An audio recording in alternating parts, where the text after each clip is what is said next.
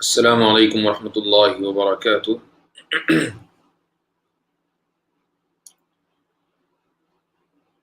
الحمد للہ رب العالمین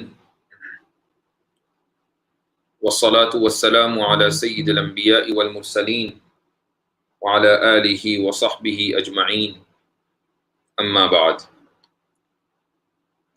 آج اتفاق ہے کہ جس موضوع پر میں گفتگو کرنے جا رہا ہوں اسی موضوع سے متعلق ایک سوال میرے لیے منتظر ہے کامنٹس میں۔ کنگ سیوج ایک یوٹیوب پر مجھ سے سوال کر رہے ہیں کہ بار بار یہ ذہن میں آتا ہے کہ مسلمانوں کی تقدیر ایسی کیوں ہے، کیا یہ تقدیر بدلے گی؟ اتفاق یہ ہے کہ آج یہی موضوع ہے کہ ایک قوم کی تقدیر کیسے بدلتی ہے۔ یعنی آج صورتحال یہ ہے کہ مسلمان بحیثیت امت کے اور بحیثیت قوم کے پریشانی کا شکار ہیں، باوجود اس کے کہ 50 سے زائد ممالک پر مسلمانوں کی حکومت ہے اور مسلمان اکثریت میں ہیں، اور دنیا کا وہ کون سا ملک ہے جہاں مسلمانوں کی ایک قابل قدر کنسیڈریبل پاپولیشن نہیں ہے۔ اس کے باوجود مسلمان چیلنجز کا شکار ہیں، پریشانیوں کا شکار ہیں۔ تو کیا کوئی ایسی صورت ہے کہ ان کی تقدیر بدلے؟ یہی دراصل آج ذہن میں تھا کہ گفتگو ہوگی، اور بعض چیزیں من جانب اللہ ہوتی ہیں کہ ایک صاحب نے وہی سوال بھی کر دیا، تو اچھا ہے کہ آپ کی آج کی جو تفسیر ہے وہ اسی سوال کا جواب ہے۔ انشاءاللہ کوشش کروں گا کہ 30 منٹس کے اندر مکمل کر دوں، چونکہ میرا ایک اور پروگرام بھی ہے۔ تو تفسیر ہے آج کی سورہ کوثر پر۔ اللہ سبحانہ و تعالیٰ کا ارشاد ہے، اور بائی دا وے آج کا یہ حلقہ اس رمضان کا آخری حلقہ ہے، آخری سیشن ہے۔ اِنَّا أَعْطَيْنَاكَ الْكَوْثَرَ فَصَلِّ لِرَبِّكَ وَانْحَرْ إِنَّ شَانِئَكَ هُوَ الْأَبْتَرُ۔ اللہ تعالیٰ کا ارشاد ہے اس صورت میں کہ ہم نے آپ کو کوثر دی، ہم نے آپ کو محمد صلی اللہ علیہ وسلم کو کوثر دے دی۔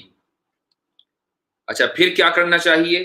تو آپ نماز پڑھیں اپنے رب کے لیے اور اونٹ کی قربانی کریں، وَانْحَرْ،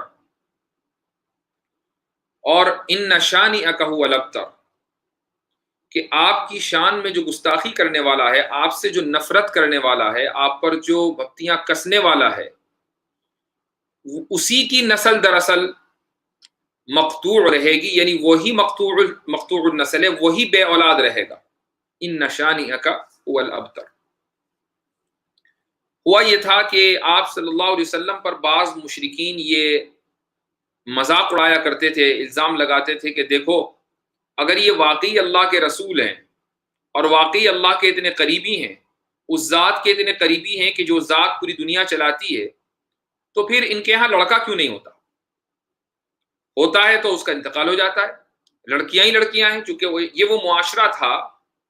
اور مشرکین میں آپ چاہے جہاں چلے جائیں، مکہ کے مشرکین کو لے لیجئے یا دنیا کے کہیں اور کے مشرکین کو لے لیجئے، مینٹالٹی اور سائیکالوجی ایک ہی رہے گی۔ اس زمانے میں بھی آج سے 1400 سال پہلے مشرکین یہی کہہ رہے تھے، کہہ رہے لڑکیاں ہوتی ہیں، لڑکا نہیں ہوتا۔ آج بھی جب لڑکی ہوتی ہے تو گھر میں ماتم ہو جاتا ہے مشرکین کے یہاں، اور لڑکا ہوتا ہے تو سمجھا جاتا ہے کہ پتہ نہیں کون سی نعمت مل گئی، اور لڑکی جیسی ہوتی ہے تو فوراً لوگ رونے لگتے ہیں، پریشان ہو جاتے ہیں ماں باپ۔ اور انفارچونیٹلی یہ وبا اور یہ بلا کچھ مسلمانوں میں بھی ساتھ میں رہنے کی اثر کی وجہ سے ہے، یعنی بعض اچھی اور بری عادتیں ایک دوسرے کے ساتھ رہنے سے لگ جاتی ہیں، تو وہ بری عادتیں جو ہمیں لگی ہیں ان میں سے ایک یہ بھی ہے، کچھ کم پڑھے لکھے جاہل گنوار مسلمانوں میں۔ تو بہرحال اللہ تعالیٰ نے کہا یہ جو اے محمد صلی اللہ علیہ وسلم آپ پر الزام لگا رہا ہے اور یہ کہہ رہا ہے کہ ان کی نسل نہیں چلتی حالانکہ یہ اللہ کے قریب ہیں، تو پھر اے محمد صلی اللہ علیہ وسلم آپ کہہ دیجئے کہ جو الزام لگانے والا ہے اسی کی نسل نہیں چلے گی، اسی کا تذکرہ باقی نہیں رہے گا۔ اور آج آپ دیکھ لیجئے کہ میں آپ سے جو ذکر کر رہا ہوں، مجھے ढूंढنا पड़ेगा, यानी हमें किताबों में तलाश करना पड़ेगा कि उस आदमी का नाम क्या है, तब जाकर नाम पता चलता है कि वो इल्जाम किसने लगाया था। लेकिन जिस पर इल्जाम लगाया उसका नाम तलाश करने की जरूरत नहीं है, वो तो हमारे दिलों के अंदर बैठा हुआ है कि वो नाम क्या है, वो खूबसूरत नाम नबी करीम अलैहिस्सलातु वस्सलाम का, मोहम्मद सल्लल्लाहु अलैहि वसल्लम के, आज उनका दुश्मन भी उनका नाम जानता है। तो बताइए तस्किरा किसका बाकी रहा? तस्किरा उसका बाकी रहा कि जिसके ऊपर इल्जाम लगाया, या तस्किरा उसका बाकी रहा कि जिसने इल्जाम लगाया? तो अल्लाह ताला ने उस जात का तस्किरा बाकी रखा जिसके ऊपर इन मुशरिकीन ने इल्जाम लगाया और जिनका मजाक उड़ाया। ये अल्लाह ताला का वादा और अल्लाह ताला का ये प्रॉमिस था जो उसने पूरा किया। अब बहरहाल हम शुरू में आ जाते हैं इस आयत की, जो इस सूरत की जो शुरू की 2 आयतें हैं, इन्ना आतैनाकल कौसर फसल्लि लिरब्बिका वनहर। इससे पहले, इस सूरत से पहले कौन सी सूरत है? सभी लोग जानते होंगे कि इस सूरत से पहले सूरतुल माऊन है, और इसके बाद वाली जो सूरत है वो है सूरतुल काफिरून। सूरतुल माऊन, फिर सूरतुल कौसर, फिर उसके बाद सूरतुल काफिरून, उसके बाद फिर सूरतुल नसर। तो देखिए हुआ ये है कि अल्लाह ताला ने सूरतुल माऊन के अंदर जो पहली वाली सूरत है उसमें जो काबे के मुतवल्ली थे यानी मक्के के लोग, उनके बारे में ये बताया कि ये वो लोग हैं कि जिन्होंने अगर नमाज कायम की तो नमाज को बिगाड़ दिया, अगर इन्होंने हज कायम किया तो हज को बिगाड़ दिया, और इसी तरीके से एक दूसरे की मदद करने का जो जज्बा है वो जज्बा इन्होंने खत्म कर दिया। वयमनऊन अल माऊन के छोटी मोटी चीज भी देने से ये रुकते हैं और रोकते हैं दूसरों को। तो इसलिए हालांकि ये मुतवल्ली हैं, अगर ये काबे के मुतवल्ली हैं तो होना ये चाहिए था कि ये नमाज को उसी तरीके से कायम करते कि जैसा कि कायम करना चाहिए था, और हज को उसी अंदाज से कायम करते जैसा कि इब्राहिम अलैहिस्सलातु वस्सलाम की तालीमात थी, लेकिन उन्होंने हर चीज को बदल कर रख दिया। जब ये हुआ, ये पहली सूरत का मजमून है। उसके बाद आगे आ रहा है इन्ना आतैनाकल कौसर, कि हमने आपको अल कौसर दी। अच्छा, अल कौसर से मुराद क्या है, इस पर बात करने से पहले ये भी याद रख लीजिए, अल्लाह ताला का एक ज़ाब्ता है, एक उसूल है, और ये ज़ाब्ता सिर्फ काफिरों के लिए नहीं है, मुशरिकों के लिए नहीं है, बल्कि मुसलमानों के लिए भी, बल्कि इस दुनिया में बसने वाली हर कौम के लिए एक यूनिवर्सल लॉ है। वो यूनिवर्सल लॉ ये है कि इन ततवल्लौ यस्तब्दिल कौमन गैरकुम सुम्मा ला यकूनु अमसालकुम, कि अगर तुम पीठ फेरोगे तो अल्लाह ताला तुम्हारी जगह दूसरी कौम ले आएगा और फिर वो तुम्हारे जैसे नहीं होंगे। सुम्मा ला यकूनु अमसालकुम, फिर वो तुम्हारे जैसे नहीं होंगे, तुमसे बेहतर होंगे। यानी ये जरूरी नहीं है कि ये जो ग्रुप है जो अल्लाह जो दावा करता है कि हम अल्लाह वाले हों, वो इंडिया का ग्रुप हो, कि पाकिस्तान का ग्रुप हो, कि सऊदी का ग्रुप हो, कि वो वेस्ट में बसने वाले मुसलमान हो, कि ईस्ट में बसने वाले मुसलमान हो, दुनिया के किसी खित्ते में बसने वाले मुसलमान हो, अगर वो अपनी पीठ अल्लाह के अहकामात से फेर लेंगे, व इन ततवल्लौ, तो अल्लाह ताला उस ग्रुप को रिप्लेस कर देगा और नया ग्रुप लेकर आएगा। और उस ग्रुप की खासियत यह होगी कि सुम्मा ला यकूनु अमसालकुम, कि वो लोग तुम्हारी तरह नहीं होंगे। तो अगर तुम ये समझ रहे हो कि अल्लाह तुम्हारा मोहताज है, ऐसा नहीं होगा, बल्कि तुम अल्लाह के मोहताज हो। जब तक कि तुम अल्लाह के हुक्म की पाबंदी करते रहोगे तुम्हारे ऊपर रहमतें बरसती रहेंगी, और जिस दिन तुमने अल्लाह की इन नेमतों से और रहमतों से और अहकामात से मुंह फेर लिया, उस दिन अल्लाह ताला तुम्हें 1 मिनट के अंदर रिप्लेस कर देगा। सुम्मा ला यकूनु अमसालकुम। तो अब ये जो काबा है, काबे का मुतवल्ली होना और उसका केयर टेकर होना, इससे बड़ी कोई नेमत नहीं है किसी कौम के पास। तो ये एक बहुत बड़ी नेमत है। लेकिन उन लोगों ने, मक्के वालों ने, आप सल्लल्लाहु अलैहि वसल्लम से पहले जो लोग थे और आप सल्लल्लाहु अलैहि वसल्लम के जमाने तक, यानी फतह मक्का से पहले इन लोगों ने इस नेमत की कदर नहीं की। यही वजह है कि अल्लाह का जो यूनिवर्सल लॉ है वो यहां भी जारी हुआ। जब नेमत की कदर नहीं करोगे तो अल्लाह ताला बदल देगा तुम लोगों को, और नया ग्रुप ले आएगा, और नया ग्रुप तुम जैसा नहीं होगा, बल्कि तुमसे करोड़ों अरबों खरबों दर्जे बेहतर होगा। तो हुआ यही कि मुशरिकीन को हटा दिया गया और मुसलमानों को लाकर बिठा दिया गया, और ये बहुत चंद सालों के अंदर अंदर हुआ।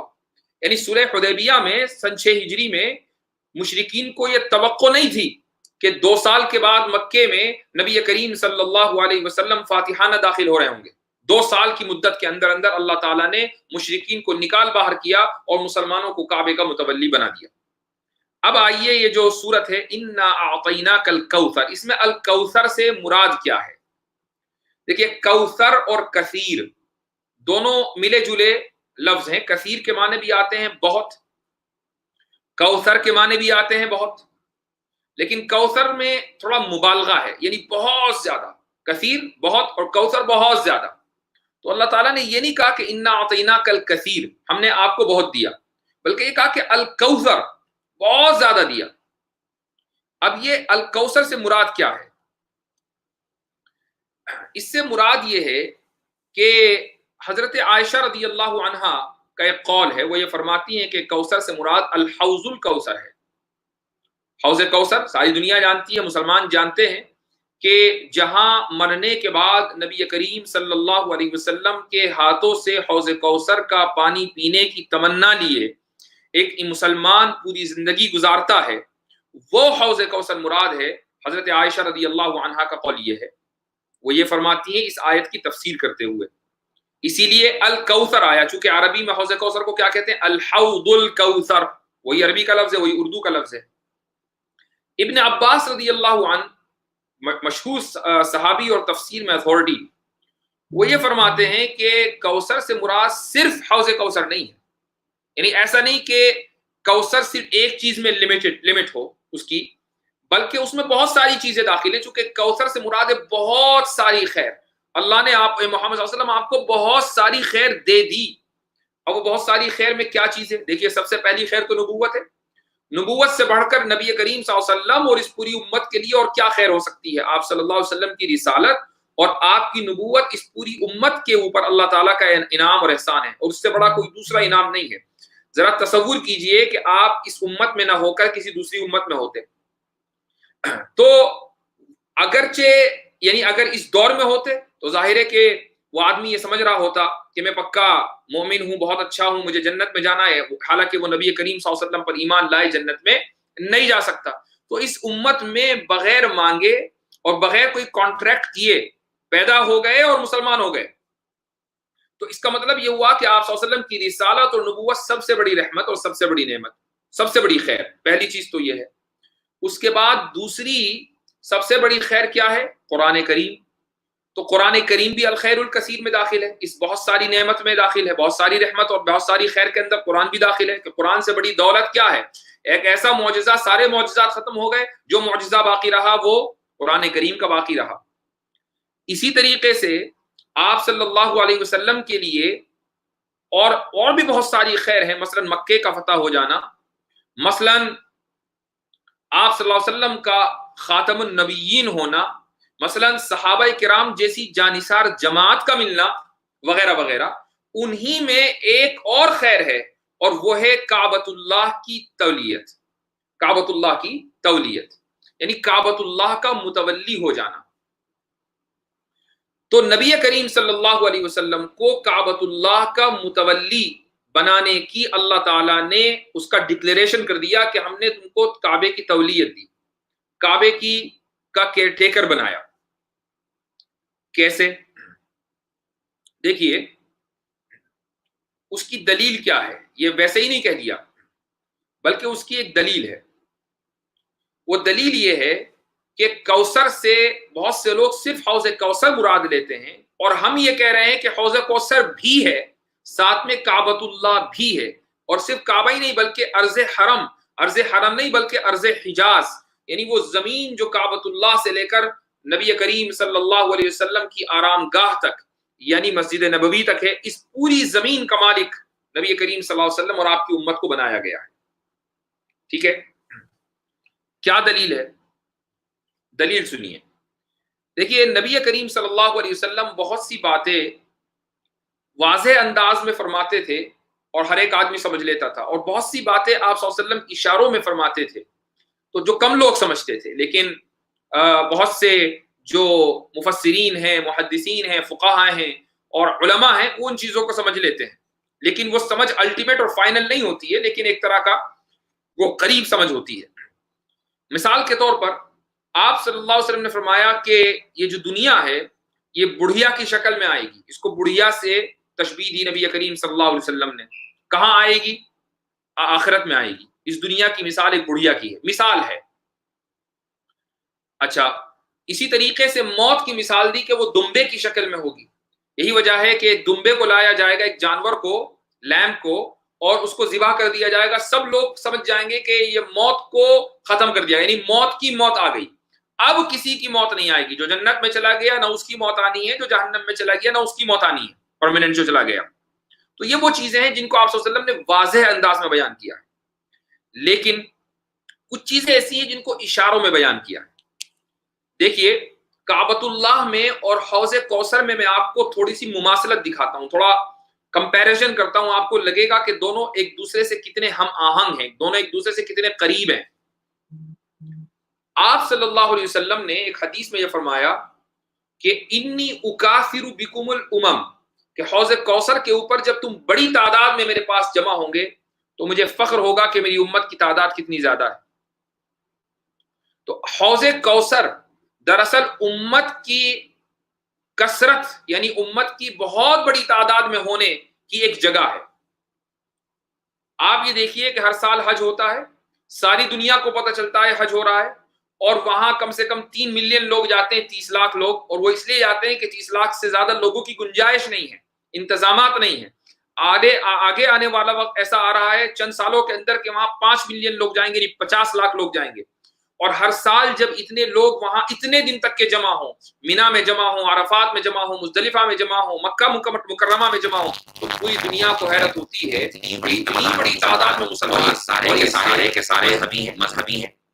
بہت سے لوگ یہ کہیں گے لوگ جگہ تو 3 کروڑ جاتے ہیں نہانے کے لیے. تو ایک تو یہ ہے کہ وہ ایک وقت میں نہیں ہوتا، ایک مہینے کا ایک چل رہا ہے سسٹم، تو اس میں 30 کروڑ چلے جائیں بہت بڑی بات نہیں ہے. لیکن 3 دن کے اندر اگر 30 لاکھ 35 لاکھ 40 لاکھ ایک جگہ جمع ہوں اور ایک ساتھ موو کریں اور ہر کام ایک ساتھ کر رہے ہوں، یہ ایک اور ڈسپلن کے ساتھ کر رہے ہوں، اتنے منظم ہو کر رہے ہوں، صفائی ستھرائی کے ساتھ کر رہے ہوں، روحانیت کے ساتھ کر رہے ہوں، اور اس کے اندر کوئی دکھلاوا نہ ہو، یہ چیز دراصل اٹریکٹ کرنے والی ہے. تو کعبۃ اللہ کے میں بھی جو کثرت ہوتی ہے اس کے اوپر بھی امت فخر کرتی ہے کہ دیکھو کتنی بڑی تعداد میں مسلمان اپنے رب سے عشق کے نتیجے میں کعبۃ اللہ میں آئے. تو حوض کوثر میں بھی کثرت پتہ چلتی ہے، اور کعبۃ اللہ سے بھی امت کی کثرت پتہ چلتی ہے. یہ دونوں کے درمیان ایک کمپیریزن ہوا، پہلا کمپیریزن. اب آئیے دوسرا کمپیریزن. دیکھیے، آپ صلی اللہ علیہ وسلم نے مسجد میں نماز پڑھنے کی ایک مثال دی ہے.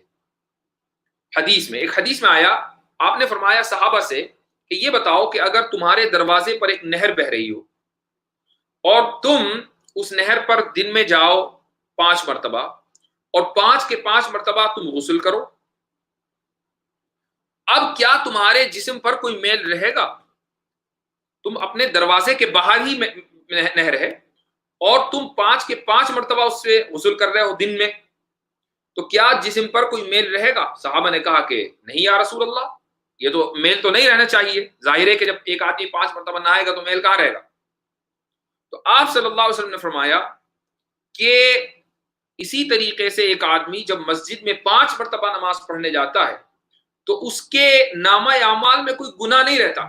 جو بھی گندگی ہے گناہوں کے نتیجے میں آئی وہ ساری کی ساری ختم ہو گئی. تو دیکھیے، آپ صلی اللہ علیہ وسلم نے مسجدوں کو نہر سے تشبیہ دی ہے، مسجدوں کو نہر سے تشبیہ دی. لیکن آپ یہ دیکھیں کہ ساری مسجدیں کس جگہ سے کنیکٹڈ ہیں؟ ساری مسجدیں کنیکٹڈ ہیں کعبۃ اللہ سے. دنیا میں آپ چاہے جہاں چلے جائیں، کوئی وہ مسجد اس وقت تک مسجد ویلڈ نہیں ہوگی جب تک کہ اس کا ڈائریکشن صحیح نہ ہو. اس کا ڈائریکشن ہونا چاہیے کعبے کی طرف، چاہے وہ ایران میں ہو کہ توران میں ہو کہ امریکہ میں ہو کہ افریقہ میں ہو کہ انڈیا میں ہو، ڈائریکشن اس کا کعبے کی طرف ہونا چاہیے، تب جا کر وہ ویلڈ مسجد ہوگی، ورنہ اس کو کوئی مسلمان مسجد ماننے کو تیار نہیں ہوتا. تو اس کا جو رخ ہے وہ صحیح ہونا چاہیے. تو دیکھیے، یہاں پر بھی کعبۃ اللہ یا عام مسجدوں اور نہروں کے درمیان آپ صلی اللہ علیہ وسلم نے کمپیریزن کیا ہے. تو یہ ثابت ہوا کہ سب سے عظیم نہر کون سی ہے؟ سب سے عظیم نہر حوض کوثر ہے، چونکہ جنت کی نہر سے نکل رہی ہے. ایسے ہی سب سے عظیم مسجد کون سی ہے؟ کعبۃ اللہ ہے. تو کعبۃ اللہ اور حوض کوثر کے درمیان یہ کمپیریزن ہوا. ایسے ہی ایک اور حدیث میں آپ کو سناتا ہوں. وہ حدیث یہ ہے کہ نبی کریم صلی اللہ علیہ وسلم نے فرمایا کہ ما بین بیتی و منبری روضۃ من ریاض الجنہ ومنبری علی حوضی، کہ میرے گھر اور میرے منبر کے درمیان، آپ صلی اللہ علیہ وسلم کا جو گھر تھا یعنی حضرت عائشہ کا جو حجرہ ہے، آپ اس میں فرما رہے ہیں کہ میرے اس گھر اور میرا جو منبر رکھا ہوا ہے جہاں پر میں کھڑے ہو کر خطبہ دیتا ہوں، اس کے درمیان روضۃ من ریاض الجنہ، جنت کے باغات میں سے ایک باغ ہے. اچھا، اس کے بعد آپ نے فرمایا کہ وہ منبری، اور میرا جو منبر ہے، علی حوضی، میرے حوض پر ہے. میرا منبر میری حوض پر ہے. تو دیکھیے حوض کوثر کا جو ریلیونس ہے وہ کعبۃ اللہ سے کتنا زیادہ ہے. لیکن دوسری حدیث میں آپ صلی اللہ علیہ وسلم فرما رہے ہیں کہ میرا منبر میری حوض کے اوپر ہے. اس کا مطلب یہ ہوا کہ مسجد نبوی کا بھی تعلق حوض سے ہے، حوض کوثر سے. جس طرح کعبۃ اللہ کا تعلق حوض کوثر سے، مسجد نبوی کا تعلق بھی حوض کوثر سے. جب اب ایک آخری روایت اور سناتا ہوں، یہ روایت اگرچہ بہت زیادہ مضبوط نہیں ہے لیکن قابل قبول ہے. روایت یہ ہے کہ آپ صلی اللہ علیہ وسلم نے فرمایا کہ حوض کوثر کا جو سائز ہے، کتنی بڑی ہوگی وہ حوض کوثر، وہ مکہ اور مدینہ کے درمیان جو مسافت ہے اتنی بڑی وہ حوض کوثر ہونی ہے. جتنی مسافت مکہ اور مدینہ کے درمیان ہے، تقریباً 300 میل، اتنی بڑی وہ حوض کوثر ہوگی.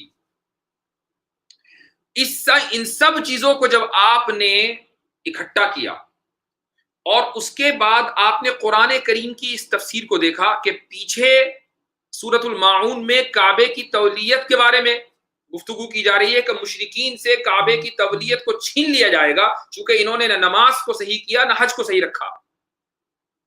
اور اللہ کا وہ قانون یاد کیجئے جو میں نے شروع میں بتایا کہ اللہ تعالیٰ اگر کوئی آدمی، اگر کوئی قوم نعمت کی قدر نہیں کرتی تو اس قوم کو بدل دیتا ہے اور نئی قوم کو لے آتا ہے.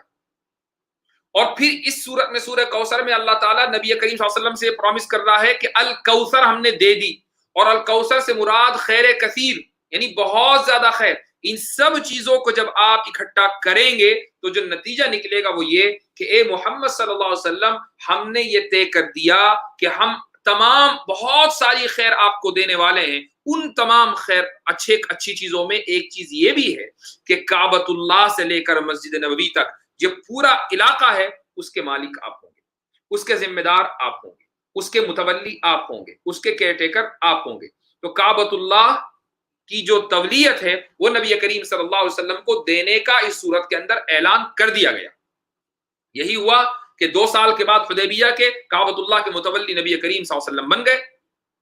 اللہ تعالیٰ کا وعدہ پورا ہوا، اور پھر آپ صلی اللہ علیہ وسلم کی امت آج تک متولی چلی آ رہی ہے. یہ الگ بات ہے کہ الگ الگ گروپ اس امت کے متولی رہے، لیکن یہ یاد رکھیے کہ جب کوئی نعمت اللہ کی طرف سے آتی ہے تو ذمہ داری بھی ساتھ میں آتی ہے. ایسا نہیں ہوتا کہ اللہ تعالیٰ نے نعمت دے دی اور ذمہ داری کوئی نہیں دی. ہاں، نعمت بغیر ذمہ داری کے جنت میں آئے گی، وہ جنت کا معاملہ ہے. دنیا میں کوئی نعمت آئے گی تو ساتھ میں ذمہ داری بھی ہوگی. تو ذمہ داری کیا دی؟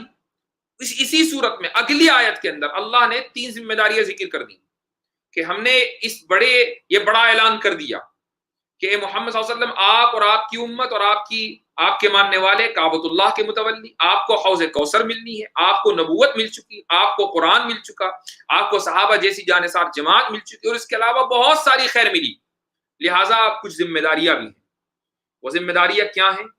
فصلی لربک وانحر. 3 ذمہ داری، 3 لفظ، 3 ذمہ داری. کیسے؟ دیکھیے یہ جو میں اب کہنے جا رہا ہوں، بہت سے لوگ بعد میں انہوں نے جوائن کیا. ایک صاحب نے شروع میں مجھ سے سوال کیا کہ قوم مسلمانوں کی تقدیر ایسی کیوں ہے، اور کیا اس تقدیر کے بدلنے کا، تقدیر کا مطلب یعنی پوزیشن، مسلمان پریشانی میں ہے تو اس تقدیر کے بدلنے کا کیا علاج ہے؟ اللہ تعالیٰ نے نبی کریم صلی اللہ علیہ وسلم کو جب خیر کثیر دی، بہت زیادہ خیر دی، تو ساتھ میں 3 ذمہ داریاں دی ہیں کہ آپ جب تک اور آپ کی قوم یہ ذمہ داری پوری کرتی رہے گی، یہ خیر کثیر کے مستحق ٹھہرے گی. اور جس دن یہ ذمہ داری ہٹ گئی، خیر کثیر ہٹ گئی، یعنی اب وہ لوگ کعبے کے متولی نہیں ہوں گے، دوسرے لوگ آ جائیں گے، رہیں گے مسلمان ہی جب تک کہ قیامت نہ آئے. قیامت کی جو آخری نشانی ہے وہ یہ کہ کعبۃ اللہ کو ڈیمالش کر دیا جائے گا، ایک بادشاہ آئے گا جو کعبۃ اللہ کے نیچے سے خزانے کو تلاش کرنے کے لیے کعبۃ اللہ کو ڈیمولش کر دے گا. یہ قیامت کی آخری نشانی ہوگی اور اس کے بعد بھی قیامت قائم ہوگی. یہ بھی ہونا ہے. لیکن بہرحال مسلمانوں میں ہی الگ الگ گروپ متولی بنتے رہیں گے. لیکن وہ متولی بننے کا کرائٹیریا کیا ہوگا, کس بنیاد پر بنیں گے؟ ان 3 ذمہ داریوں کی بنیاد پر بنیں گے. فصلی لربک وانحر. اب یہ ذمہ داریاں کیا ہیں؟ دیکھیے قرآن کریم کا یہ واحد مقام ہے, یہ واحد جگہ ہے قرآن کریم میں جہاں نماز کے ساتھ قربانی کا ذکر ہے. اور قربانی بھی کسی عام جانور کی نہیں, اونٹ کی قربانی کا ذکر ہے. نحر وانحر, نحر کہتے ہیں اونٹ کو قربان کرنا, کہ نماز پڑھو اپنے رب کے لیے اور اونٹ کی قربانی کرو. جہاں جہاں نماز کے ساتھ کسی دوسری عبادت کا ذکر آیا ہے وہ ہے زکوٰۃ, کہ نماز کے ساتھ زکوٰۃ کا ذکر آیا. لیکن یہاں پر نماز کے ساتھ زکوٰۃ کا ذکر نہیں آیا بلکہ قربانی کا ذکر آیا. کیوں؟ اس کی وجہ یہ ہے کہ اللہ نے ایک لفظ میں بہت بڑا میسج دیا ہے, بہت بڑا پیغام دیا ہے, اس کو سمجھنے والے سمجھ سکتے ہیں. آج اسی کو سمجھنے کی ہم کوشش کر رہے ہیں. دیکھیے ہمارے اس کرۂ ارضی میں, اس دنیا میں ہمارے ساتھ, ہمارے علاوہ یعنی مسلمان کے علاوہ 3 بڑی قومیں بستی ہیں. سب سے بڑی قوم ہے عیسائیوں کی.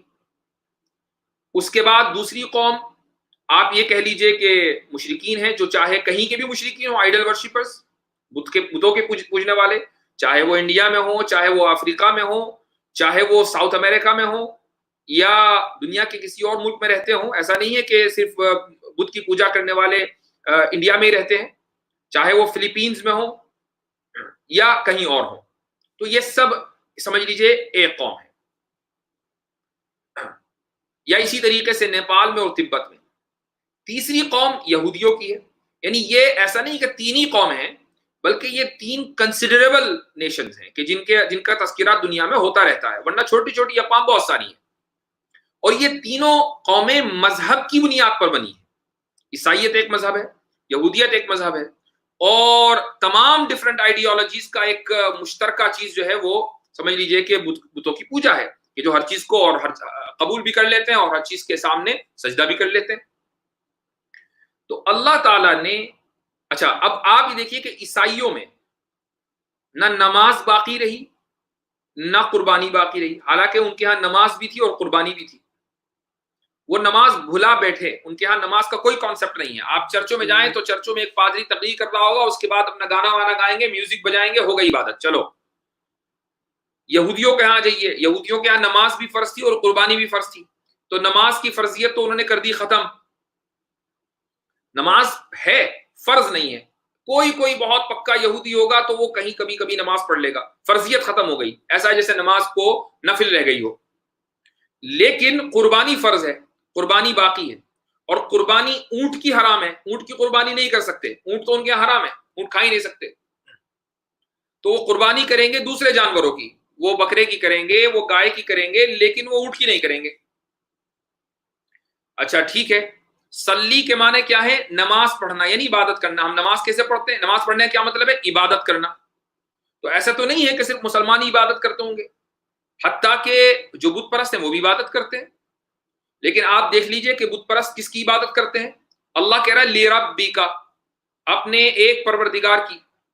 تو وہ ایک پروردگار کی تو عبادت نہیں کرتے, وہ ان کے ہاں تو کروڑوں لاکھوں کروڑوں معبودوں کی عبادت ہوتی ہے, اور اس کو بالکل صحیح سمجھا جاتا ہے, اس کو لاجیکل سمجھا جاتا ہے. اب اللہ نے 3 لفظ ذکر کیے اور کہا نماز قائم کرو. کیا مطلب؟ جس طرح عیسائیوں نے نماز کو بھلا دیا, تم نماز قائم کر کے ان سے الگ راہ اپناؤ. ایسا نہ ہو کہ تم عیسائیوں کے اندر گھل مل جاؤ. اس کے بعد لِرَبِّکَ, ایک پروردگار کی نماز عبادت کرو, کسی بھی طرح کے شرک میں مبتلا نہ ہو, نہ شرک فی الذات میں نہ شرک فی الصفات میں. یعنی نہ تو ذات کے ساتھ شرک ہو کہ ایک نہیں 10 خدا یا 2 خدا مان لیے, اور نہ ہی اللہ کی صفتوں میں شرک ہو. مثلا اللہ کی صفت ہے رزق دینا, آپ مانگ رہے ہیں کسی انسان سے یا کسی مرنے والے سے رزق. یا اللہ کی صفت ہے مثلا اولاد دینا, آپ مانگ رہے ہیں کسی قبر میں مدفون بڑے بزرگ سے اولاد. اللہ کی صفت ہے حفاظت کرنا, آپ کسی اور سے حفاظت کی دعا مانگ رہے ہیں. یہ ساری کی ساری جو ہے یہ اللہ کی صفات میں شرک کرنا ٹھہرایا.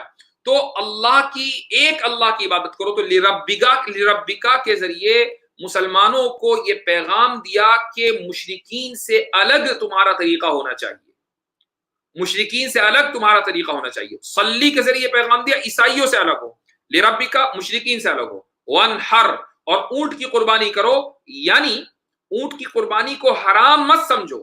جب اونٹ مل جائے تو اونٹ کرو, جو حلال جانور ہے وہ مل جائے تو ان کی قربانی کرو, یعنی یہودیوں سے الگ طریقہ اپناؤ. اسی کو کہتے ہیں ریلیجس آئیڈینٹی. آپ کو معلوم ہے کہ مسلمان اس وقت بحیثیت کیوں ہیں؟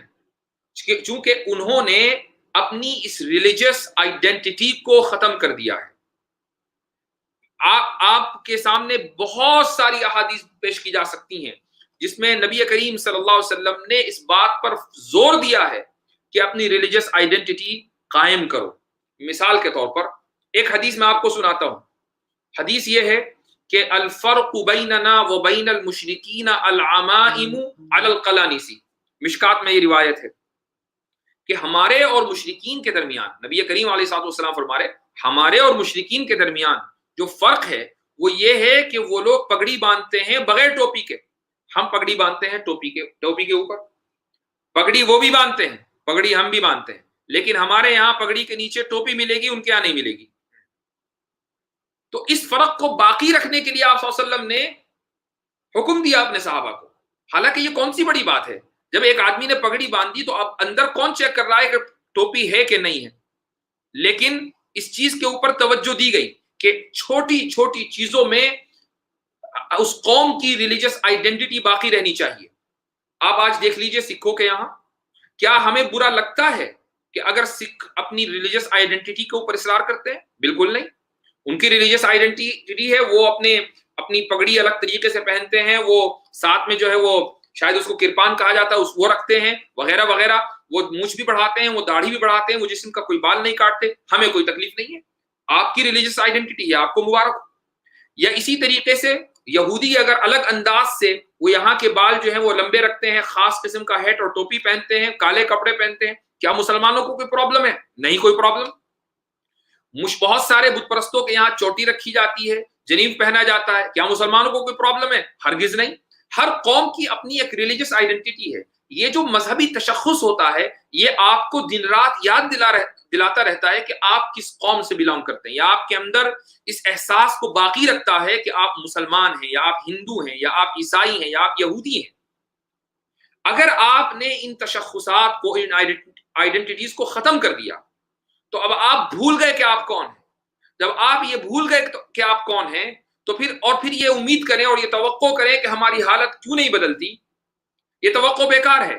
جس طریقے سے اللہ تعالیٰ نے مشرکین سے کعبۃ اللہ کی تولیت لے کر مسلمانوں کو دی, نبی کریم صلی اللہ علیہ وسلم کو دی, اور ساتھ میں یہ 3 احکامات دیے کہ تم جب تک کہ یہ 3 چیزیں کرتے رہو گے, اور اس کے علاوہ یہ 3 دراصل بڑے بڑے میسیجز اور پیغامات اور اپنی ریلیجس آئیڈینٹیز کو باقی رکھو گے تب تک کہ تم کعبۃ اللہ کے متولی رہو گے. لیکن جیسے ہی تم نے عیسائیوں کے طریقے اختیار کیے, یہودیوں کے طریقے اختیار کیے, اور تم اپنے آپ کو تم نے اس پانی میں اس طرح ملا دیا جیسا کہ نمک گھل جاتا ہے, اگر تم نے اس طریقے سے اپنے آپ کو ضائع کر دیا تو پھر یہ توقع مت کرنا کہ قوم کی حالت خراب کیوں ہے. یاد رکھیے کہ یہ جو بات کہی جا رہی ہے یہ کسی تعصب کے نتیجے میں نہیں, یعنی ہمیں کسی قوم سے کوئی پرابلم نہیں ہے. ہم بات کر رہے ہیں اپنے انٹرنل اپلفٹمنٹ کی, اپنے ڈیولپمنٹ کی. آپ دیکھیے کہ بہت سارے ملکوں میں جہاں بھی جمہوریت ڈیموکریسیز ہیں, وہاں کے کانسٹیٹیوشن میں یہ اجازت دی جاتی ہے کہ جو مائنورٹیز ہیں وہ اپنے اسٹیٹس کو باقی رکھیں, اپنے تشخص کو باقی رکھیں. نہ صرف یہ کہ مائنورٹیز بلکہ جو ٹرائبلز ہیں, آپ انڈیا کے کانسٹیٹیوشن کو دیکھ لیجئے کہ ٹرائبلز کی آئیڈینٹی کو باقی رکھنے کے لیے اسپیشل کلازز ہیں کانسٹیٹیوشن میں. کیوں؟ اس لیے کہ اگر ٹرائبلز کی جو آئیڈینٹی ہے وہ ختم کر دی گئی اور ان علاقوں کے اندر دوسرے لوگ جا کر آباد ہو گئے تو ٹرائبز ختم ہو جائیں گے. ٹرائبز کو ختم نہیں ہونا چاہیے, یہ ہیریٹیج ہے. ایسے ہی ہر قوم کا ایک تشخص ہوتا ہے. ہماری پرابلم یہ ہے مسلمانوں کی کہ ہم چاہتے تو ہیں کہ ہم اپنے ترقی کریں, ہم چاہتے ہیں کہ ہم دنیا کی قیادت کریں, لیکن قیادت کے جو اصول اللہ تعالیٰ نے اس صورت کے اندر بیان کیے ہیں, صلی لربک وانحر, اور ان 3 لفظوں کے ذریعے یہ پیغام دیا ہے کہ تمہارا طریقہ الگ ہونا چاہیے. ایک حدیث میں آپ کو اور سناتا ہوں, نبی کریم صلی اللہ علیہ وسلم کا ارشاد ہے کہ خالف الیہود والنصارى, اور آگے آپ نے فرمایا کہ وعف اللحى وقص الشوارب، کہ اپنی داڑھیوں کو بڑھاؤ اور اپنی مونچھوں کو تراشو۔ مونچھوں کو تراشنے کے دو مطلب ہو سکتے ہیں، ایک تو میکسیمم لیول ہے، منیمم لیول ہے۔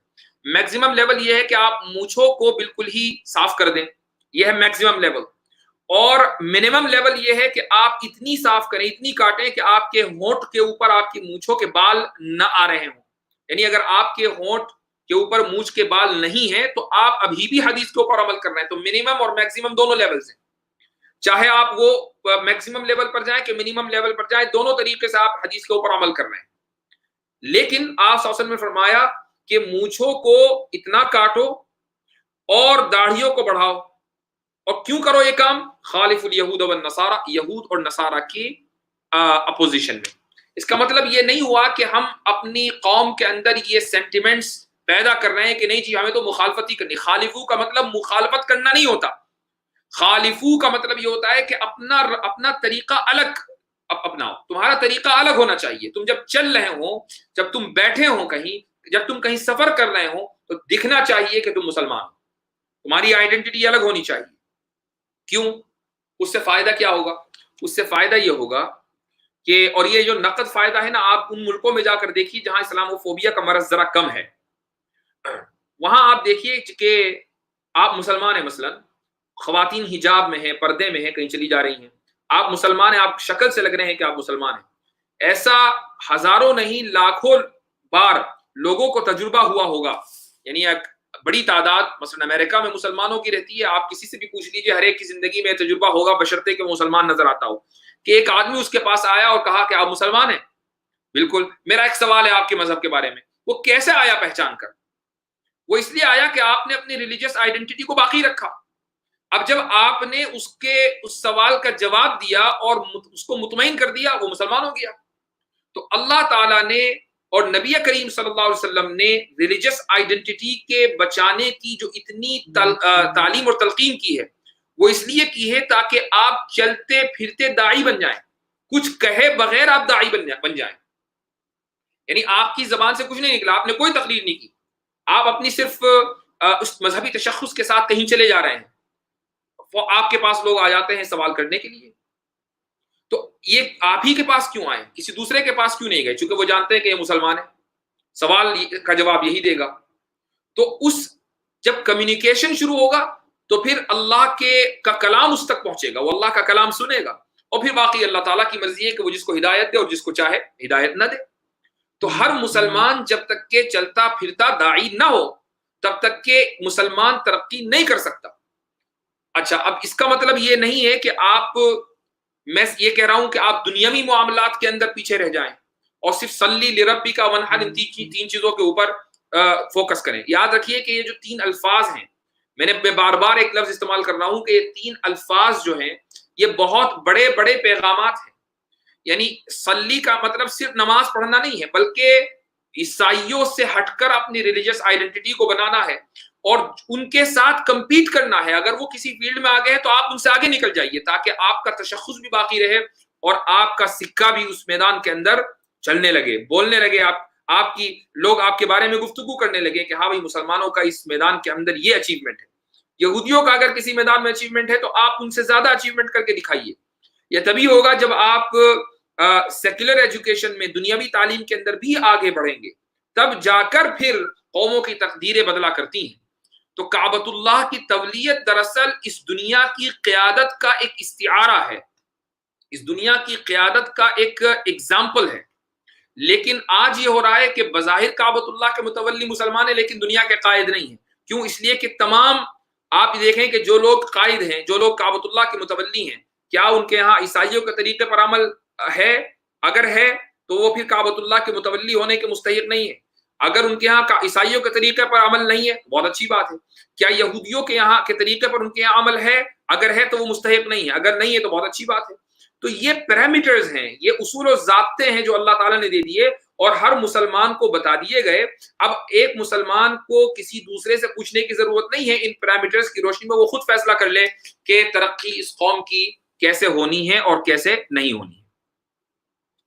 تو یہ آپ کے سوال کا جواب ہے کہ اللہ تعالیٰ نے اس صورت میں حوض کوثر اور ساتھ میں کعبۃ اللہ کی تولیت کا نبی کریم صلی اللہ علیہ وسلم سے وعدہ کیا ہے، اور اس وعدے کے ساتھ ساتھ 3 ذمہ داریاں اس قوم کے اوپر دی ہیں۔ وہ 3 ذمہ داریوں میں پہلی ذمہ داری ہے عیسائیوں کے طریقے سے الگ طریقہ اپنانا، صلی کے ذریعے، لربکا کے ذریعے مشرکین کے طریقے سے الگ طریقہ اپنانا، اور ونحر کے ذریعے یہودیوں کے طریقے سے ہٹ کر طریقہ اپنانا۔ جب پوری قوم اس تین الفاظ کے اس پیغام کے اوپر عمل کرے گی اور ان اقوام سے کمپٹیشن کی جو فضا ہے وہ اپنے اندر پیدا کرے گی، تب جا کر وہ دنیا کی قائد بنے گی، ورنہ پھر اس قیادت کو اور اس قیادت کا خواب دیکھنا چھوڑ دیجئے۔ تو بہرحال یہ آج کی تفسیر کا خلاصہ ہے، اور آج کا جو سیشن ہے یہ ہمارا رمضان کا آخری سیشن تھا، اور رمضان کے بعد، رمضان سے پہلے ہمارا ایک سلسلہ چل رہا تھا رد الحاد کے اوپر، ایتھیزم کے خلاف۔ ہم ایک کتاب پڑھ رہے تھے ایک ایتھیسٹ کی، انگریزی کی وہ کتاب تھی جس میں اس نے 20 آرگیومنٹس دیے تھے خدا کے نہ ہونے پر، اور یہ کلاس ہفتے میں 2 دن، سیٹرڈے اور سنڈے، 2 دن آتی تھی، اور 2 دن آ رہی تھی کہ 1 دن آ رہی تھی، شاید 2 دن آ رہی تھی۔ تو بہرحال اس سلسلے کو انشاءاللہ باقی رکھیں گے، اور ایک تو آنے والا ویکینڈ ہے، آنے والا سیٹرڈے سنڈے ہے، آج تو آخری جمعہ ہے رمضان کا، کل سیٹرڈے اور سنڈے ہے، تو اس ہفتے تو نہیں، اگلے ہفتے سے انشاءاللہ تعالی ہم اس سلسلے کو باقی رکھیں گے، اور یہ کلاسز یوٹیوب پر ہوتی ہیں ہمارے چینل پر، فیس بک پر نہیں ہوں گی بلکہ وہیں پر ہوں گی۔ تو جو لوگ یعنی یوٹیوب کے چینل سے واقف نہیں ہے، وہ اگر میرا نام پورا ڈالیں گے یوٹیوب کے اوپر تو وہ چینل آ جائے گا، آپ اس کو سبسکرائب کر لیجئے، تو جب وہ کلاس شروع ہوں گی تو آپ تک نوٹیفیکیشن آ جائے گا۔ اس کلاس کا جو ٹائم تھا وہ دن میں 12 بجے تھا، تو انشاءاللہ اسی کو باقی رکھیں گے، دن میں 12 بجے، کوئی 40-45 منٹس کی کلاس، ہفتے میں 2 کلاسز ہوتی تھی۔ تو اس کتاب کو ختم کرنا ہے تاکہ ملحدوں کے اور ایتھیسٹ کے جتنے بھی اعتراضات ہیں وہ سارے کے سارے ہمارے سامنے آ جائیں اور ان کا جواب بھی آ جائے۔ تو دعا ہے کہ اللہ سبحانہ و تعالی رمضان کی ان بابرکت نعمتوں سے فائدہ اٹھانے کی توفیق عطا فرمائے، اور ہماری اور آپ کی اور تمام امت مسلمہ کی عبادتوں کو قبول فرمائے، اور اللہ تعالیٰ قرآن کریم کے ہم سب کو قریب کر دے، اور قرآن کریم کی سمجھ ہمیں عطا فرمائے، نبی کریم صلی اللہ علیہ وسلم کی سنت پر چلنے کی توفیق عطا فرمائے، اور قرآن کریم کی محبت جس طریقے سے رمضان میں ہمارے دلوں کے اندر آتی ہے اسی طریقے سے وہ محبت رمضان کے بعد بھی باقی رہے، کہ ہم میں ہر ایک آدمی اس شوق میں رہے کہ قرآن کریم کو میں کیسے سمجھوں، اور اپنے محبوب نبی کریم صلی اللہ علیہ وسلم کی سنت کو میں کیسے سمجھوں، اور ان دونوں چیزوں پر میں کیسے عمل کروں۔ تو انشاءاللہ آپ سب لوگوں کو عید کی مبارکباد، عید چاہے پرسوں ہو یا پھر اس کے اگلے دن، تمام لوگوں کو عید مبارک۔ تقبل اللہ منا ومنکم صالح الاعمال، جزاکم اللہ خیر الجزاء، والسلام علیکم ورحمۃ اللہ وبرکاتہ۔